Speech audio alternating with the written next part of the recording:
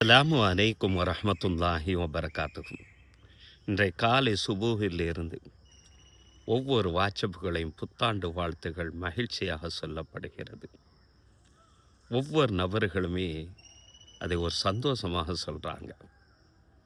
ஆனால் பாருங்கள், நபி ஸல்லல்லாஹு அலைஹி வஸல்லம் அவங்க நம்மளுடைய சந்தோஷத்தை கூட வீணானதாக ஆகிவிடக்கூடாது, அந்த சந்தோஷமும் வணக்கமாக ஆகிவிட வேண்டும் என்று ஆசைப்பட்டார்கள் நபி ஸல்லல்லாஹு அலைஹி வஸல்லம் அவர்கள். நபி ஸல்லல்லாஹு அலைஹி வஸல்லம் அவர்களுடைய சுன்னத்தை பின்பற்றுவதன் மூலமாக வெளிப்படக்கூடிய அந்த மகிழ்ச்சி நாளைக்கு அது சொர்க்கத்தை பெற்றுத்தரும். அது அதே நேரத்தில் நம்மளுடைய மகிழ்ச்சி வீணானதாக ஆகிவிடக்கூடாது. ஒரு ஹதீஸ் எனக்கு நினைவுக்கு வருகிறது. ஜாபிர் பின் அப்துல்லா ரலியல்லாஹு அன்ஹு அவர்கள் இந்த ஹதீஸ் அறிவிப்பாங்க. இந்த ஹதீஸ் முஸ்னத் இமாம் அஹ்மதுல இந்த ஹதீஸ் பதிவு செய்யப்பட்டிருக்கு. உமர் ரலியல்லாஹு தஆலா அன்ஹு அவர்கள்ட்ட வேதம் கொடுக்கப்பட்ட அந்த நபர்களில் இருந்து சில ஏடுகள் அவர்களுடைய கையில் கிடைக்கிறது.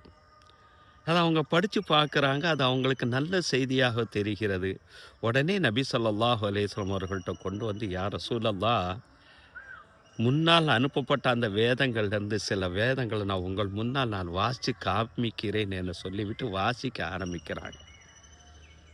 அவர்கள் வாசிக்க வாசிக்க நபி ஸல்லல்லாஹு அலைஹி வஸல்லம் அவர்களுடைய முகம் சிவந்து விட்டது, கோபத்தால் சிவந்து விட்டது.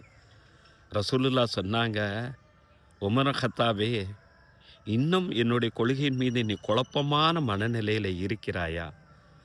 இதை காட்டிலும் தெளிவான மிக விளக்கமான ஒரு வேதத்தை அவன் கண் முன்னால் நான் கொண்டு வந்துட்டேன், நேர் வழியை நான் கொண்டு வந்துட்டேன். இன்னும் நீ குழப்பத்தில் தான் நான் இருக்கிறாயா? நீ அவங்கள்ட்ட போய் எதுவும் நீ கேட்காத. அவ்வாறு கேட்ட அந்த குழப்பமான மனநிலையில் இருந்து அவர்கள் சொல்லக்கூடிய உண்மையை கூட நீ பொய்ப்படுத்தக்கூடும். அவர்கள் சொல்லக்கூடிய தவறான விஷயங்களை கூட நீ என்ன செய்யக்கூடும்? உண்மைப்படுத்தக்கூடும்.